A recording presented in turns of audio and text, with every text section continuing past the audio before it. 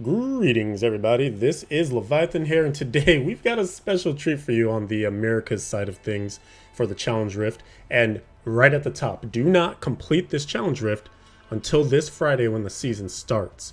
The reason for that being, if you do complete it before that happens, then the Challenge Rift cash reward that you get for beating the original person's time, that's going to get sent to your non-seasonal side, and it won't help your season start at all, which is the main purpose of why we make these videos every season and why we care so much about getting this Challenge Rift cash. You can use it to really help you get through leveling 1 to 70 much faster than normal, and there'll be tons of links in the video description to help you out whatever class you plan to start with, influential legendaries to gamble, how to craft a level 70 reduced weapon so they can use that at early as level 40, all sorts of tips and tricks like that to help you out. So the core of this video though will just be helping you if you're on the America server to beat this week's Challenge Rift. And man, it kind of sucks, I'm not gonna lie. This build is not fun to play. However, you can do it. I'll show you the path.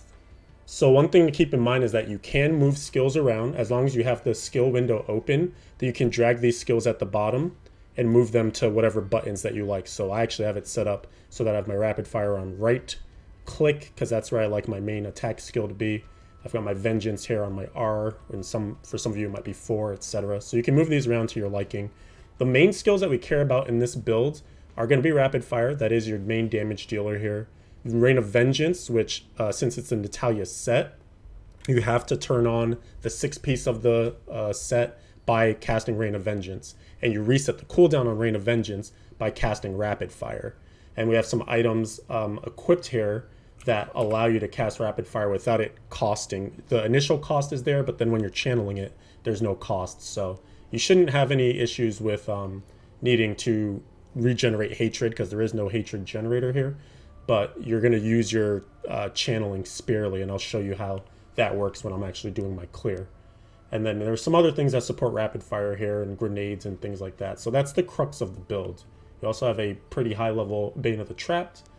And one thing that's interesting about this setup is that it looks like they did take a build from Season 22 with 4 cube slots. And that's where the Ring of Royal Grandeur is. So they actually, in the season, were benefiting from the 3-piece bonus of this All Guilds, but in our version here, because the season 22 is over, we actually don't get it. Luckily, the actual grid rift that we're doing is a 55, and it's easy enough so that you don't have to worry about needing this extra damage on the 3rd set bonus here. But it is kind of funny that for whatever reason they decided to grab a seasonal one, but then we're missing one of the key pieces. So it is what it is though. This won't be that hard.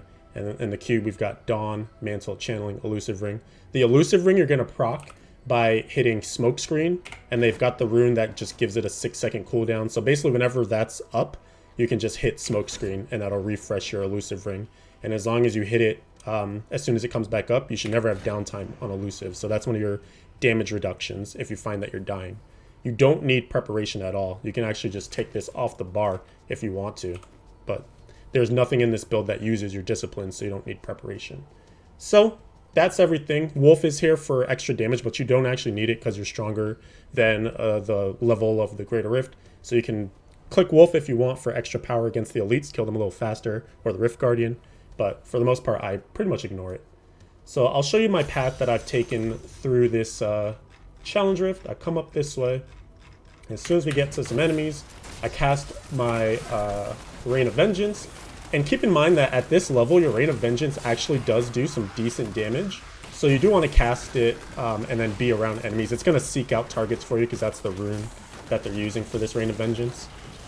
But that's our first elite kill, and that's really what you want to do. You're hunting elites and like kind of solid packs of enemies. This build is kind of strange, like I mentioned, so you're not really trying to kill every single thing you come across. You just want to find where all the elites are. And this video is going to show you exactly which ones I pinpoint, and then just kill those and move on. Again, make sure you do hit your smoke screen so you keep your defensive benefits up with your Elusive Ring. And then remember that the rapid fire is what resets our cooldown of Reign of Vengeance. So you do want to at least every now and again rapid fire some stuff so that you can always have your Reign of Vengeance for turning on the power of the set. The 6-piece set. Here in this last room, I will kill some of the trash here because it is pretty juicy, especially these big boys. Get some of them down, and then we'll move on to the second floor. So just a couple of elites on that floor, and you can see we're already ahead of the time, and we're only going to gain more time as we keep going too. So it really is just about running and gunning, getting the elites down. You want to definitely take that exact path that I took through that first floor because the rest of the floor is a bunch of dead ends and not much of value in those dead ends. So just get through that floor as quickly as possible. Here, we did get a channeling pylon right at the start there, as we came through the door of the second floor. So that'll be nice because it allows you to just rain of vengeance all the time. And you want to just blitz through this floor. There's not a lot here. The mobs, the trash mobs aren't that great. There is a blue here, so you want this elite. And as you saw too, there was an elite at the beginning of the floor. So you grab 2 on this floor right here.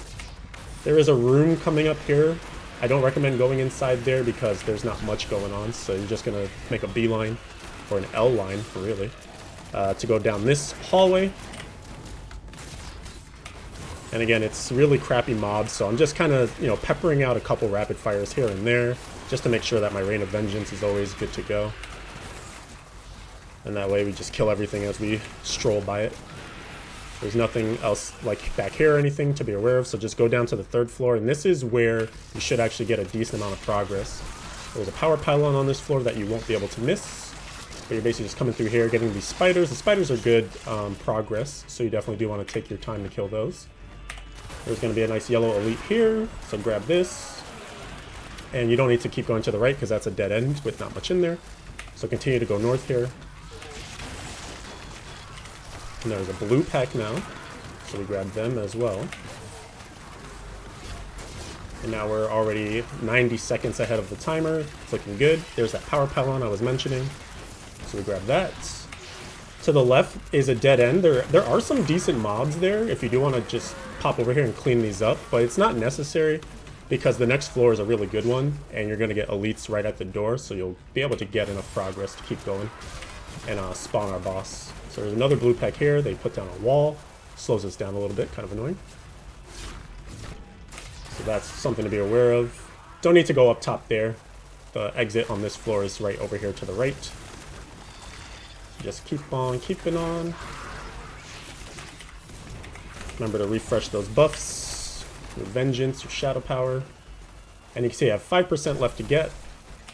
And now we get juicy mobs. Lots of zombies. There's an elite right here, like I mentioned. So that spawns our guardian. I'm going to leave because I don't want to fight it. But it is Ryzel, if you wanted to see. It's Ryzel. And you're going to do the same thing. Oh, there he is. You're going to do the same thing that you always do, which is just stand there, channel your rapid fire on him. Keep your buffs up with your shadow power and your vengeance. You can hit Wolf, like I mentioned, to get that extra damage boost against the Rift Guardian. But that's it. So it's not that bad. It's just kind of a unfun build to play. There's no real great movement speed to it or anything. So you just got to muddle your way through. But like I said, if you follow my path, you should have plenty of time to clear the Rift and then get to the Guardian, clear that, beat the original player's time, get that juicy reward with the Challenge Rift cash, and be on your way to a great start to Season 23. So hop in the comments if you have any other questions or comments or anything that you want to know or keep in mind. Whether it's about the Challenge Rift or the beginning of the season in general, I'm here to help. So definitely feel free to check out that comment section, and also remember the video description will have tons of tips and tricks and hints for you. So look there for any useful links that might give you a great start to your season. Good luck. Thank you for watching this video, and I will see you in the next one. Adios for now.